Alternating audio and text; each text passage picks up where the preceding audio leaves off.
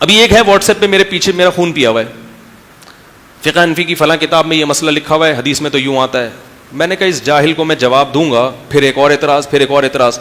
تو جب 10-15 سوالات, حالانکہ سب باتوں کا جواب ہے میرے پاس, تو میں نے پھر جب زیادہ ہو گئی میں نے لکھا خیریت بس, اور 5-6 سوالیہ نشان بنا. کوئی پرابلم ہے, کوئی خارش کی بیماری ہے, ہو جاتا ہے نا بعض دفعہ, انسان ہے, کوئی ڈاکٹر کا پتہ بتاؤں, کوئی انجیکشن لگوا لو تمیز سے, خام تم پوری صلاحیتیں کس کے خلاف, فقہ حنفی کے خلاف. کوئی اچھا کام کر لو دنیا میں. بر صغیر میں جب اسلام آیا تو فقہ حنفی آیا ہے. 1000 سال حکومت کس نے کی ہے؟ احناف نے کی ہے. انگریزوں کے خلاف کون کھڑے ہوئے؟ احناف کھڑے ہوئے. ترکی کی خلافت عثمانیہ 800 سال کس کی تھی؟ احناف کی تھی. اگر تم حنفیوں کو غلط کہنا شروع کر دو گے تو گورا بولے گا تو 1000 سال تو تم غلط لوگوں کے کنٹرول میں رہے ہو, تو تم اب کیا صحیح کرو گے ہیں؟ تمہارا اسلام غلط لوگوں کے ہاتھ میں رہا ہے, مشرک اور گمراہ لوگوں کے ہاتھ میں رہا ہے. 1000 سال ہو گئے, تم لوگ صحیح لوگوں کی حکومت ہی نہیں آ سکی ہے بر صغیر میں. اور خلافت عثمانیہ جو یورپ سے لڑتی رہی ہے اور غیر مسلموں سے لڑائیاں ہوتی رہی ہیں, وہ سارے ہی گمراہ تھے. پشاور میں بھی غلط اسلام آ گیا تھا اس وقت, اور لاہور میں بھی غلط والا اسلام آیا تھا. شروع سے اسلام ہی غلط آیا, تو فقہ حنفی آیا نا شروع سے, تو یہ سبھی غلط آیا تھا. تو یار اب کیا, اب تھوڑے قیامت تھوڑی سی دن رہ گئی ہے, اب صحیح کرنے کی کیا ضرورت ہے؟ ہم یہ کہتے ہیں کہ اسلام جب آیا تو اس وقت سے اب تک صحیح اسلام ہی چلتا آ رہا ہے. جہاں غلطیاں ہوئی ہیں علماء اس غلطیوں پہ تنبیہ کرتے رہے ہیں اور اس غلط کو صحیح کرنے کی کوشش کرتے رہے ہیں. پھر بھی کچھ غلط رہا اور کچھ صحیح ہو گیا. لیکن پورے سیٹ اپ ہی کو غلط قرار دینا, پورے فقہ کو غلط قرار دے دینا, یہ بات پھر 4 بیوقوف تو آپ کے ساتھ اکٹھے ہو جائیں گے. امت کا بڑا طبقہ اس بات کو نہ ذہنی طور پر قبول کرے گا, اور اس سے سوائے لڑائی جھگڑوں کے اگر آپ کو فقہ حنفی سمجھ میں نہیں آتا تو ہم کب کہہ رہے ہیں کہ ساری دنیا جب تک فقہ حنفی کو فالو نہیں کرے گی جنت میں نہیں جائے گی؟ ہم کب کہہ رہے ہیں؟ چھوڑو تو نہیں کرو فالو بھائی فقہ حنفی کو, کسی اور فقہ کو فالو کر لو, لیکن کوئی اچھا کام کرو دنیا میں. اور یہ جو آپ اعتراضات کر رہے ہو فقہ حنفی پہ, بہشتی زیور پہ, یہ آپ کے اعتراضات درست نہیں ہیں. ہم اپنی صلاحیتوں کو اس لیے ان چیزوں میں نہیں لگاتے کہ یہ جو کام ہم کر رہے ہیں یہ رہ جائے گا. اللہ کی قسم ان کے ایک ایک اعتراض کے ایسے جوابات ہمارے پاس ہیں, یہ سامنے آ کے بیٹھ کے بات کریں, یہ نہیں ٹھہر سکتے انشاءاللہ. اس لیے نہیں کہ ہم بہت بڑے عالم ہیں, اس لیے کہ یہ بہت بڑے جاہل ہیں, ان کو کچھ بھی نہیں آتا. یہ 2-4 باتوں کے بعد پھنس جائیں گے یہ. لیکن ہمیں بڑوں نے منع کیا کہ اپنی صلاحیتوں کو ان بیوقوف اور بیکار لوگوں پہ ضائع مت کرنا, اور ان کی ترقی دیکھ کے گھبرانا بھی نہیں. ہر دور میں کچھ بیوقوفوں کا ایک مجمع اکٹھا ہو جاتا ہے, یوٹیوب پہ بھی ہو جاتا ہے اور مجموعوں میں بھی ہو جاتا ہے. یہ لوگ اسلام کی کوئی خدمت نہیں کر رہے, ان کا یہی کام ہے. فلاں قاضی ابو یوسف غلط تھے, فلاں غلط تھے, حضرت معاویہ معاذ اللہ غلط تھے, فلاں نے یہ کر دیا, فلاں ایسا تھا, فلاں ڈمکا, پوری آہستہ آہستہ آہستہ آہستہ سب پہ اعتماد ختم.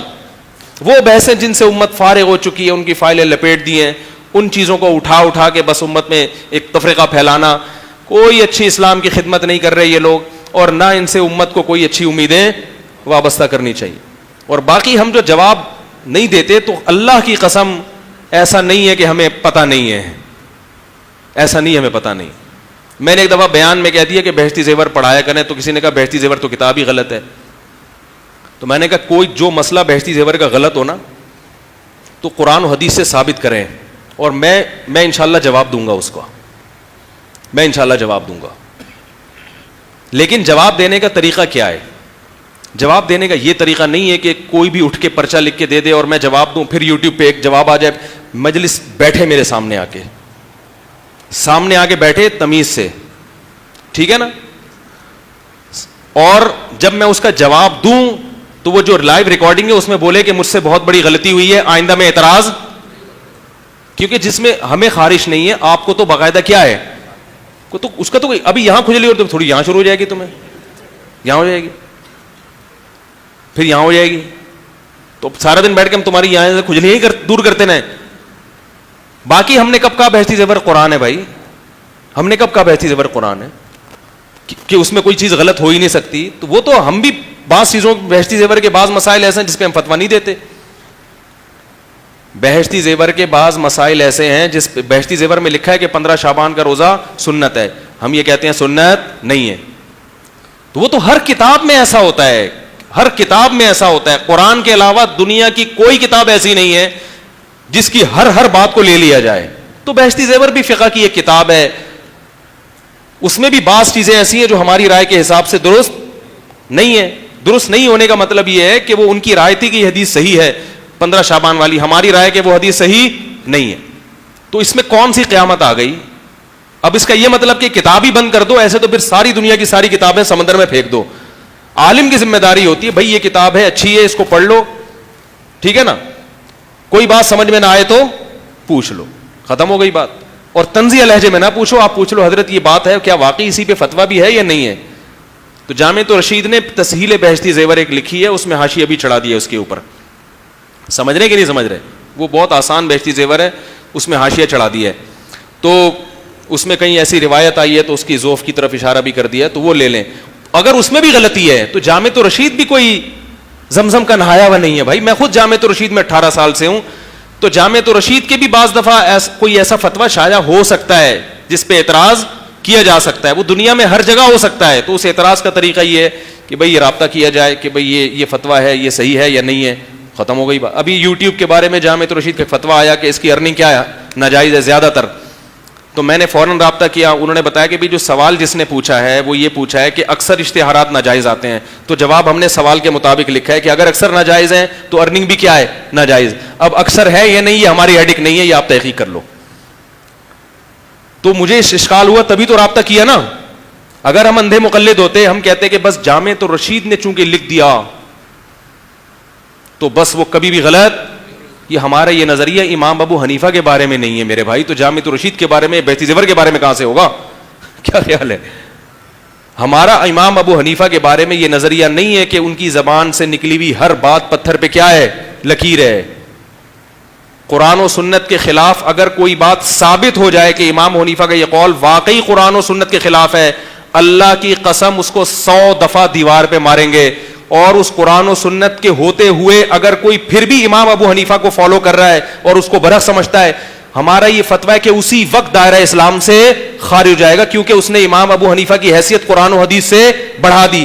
لیکن اگلی بات یہ ہے کہ قرآن و حدیث کے خلاف ہے یا نہیں, اس میں آپ کی رائے کا اعتبار نہیں ہوگا. آپ کو لگ رہا ہے اپنی کم عقلی کی وجہ سے, اس میں کوئی پکوڑے بیچنے والے کی رائے کا اعتبار, انجینئر, پروفیسر اور سائنسدانوں کی رائے کا اعتبار نہیں ہوگا, مجتہد کی رائے کا اعتبار ہوگا. بہت مشکل ہے سمجھانا. ہر آدمی اٹھ کے کہہ رہا ہے میری رائے میں یہ مانوی قول. آپ کو ایک حدیث نظر آ رہی ہے, آپ علوم حدیث سے واقف ہیں, ہر چیز میں تقلید.